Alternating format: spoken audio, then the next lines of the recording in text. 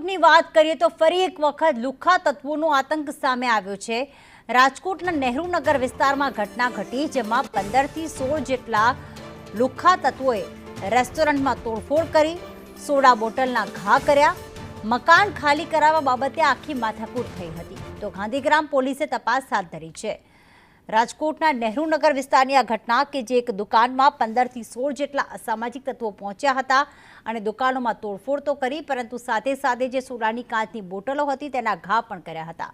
મકાન ખાલી કરાવવા બાબતે આખી માથાકૂટ થઈ હોય તેવી જે પ્રાથમિક માહિતી છે તે સામે આવ્યા છે, જેના સીસીટીવી પણ હાલમાં સામે આવ્યા છે। ત્યારે રાજકોટ પોલીસ પર અનેક સવાલો ઉઠી રહ્યા છે, કારણ કે જે પ્રમાણે સીસીટીવીમાં દેખાઈ રહ્યું છે, આસપાસ કેટલાક વાહનો પસાર થઈ રહ્યા છે, મતલબ એ કે મોડી સાંજનો આ સમય હોઈ શકે છે અને એવા સમયે 15 થી 16 લોકો આવે છે, રેસ્ટોરન્ટમાં તોડફોડ કરે છે, સોડા બોટલોનો ઘા કરે છે।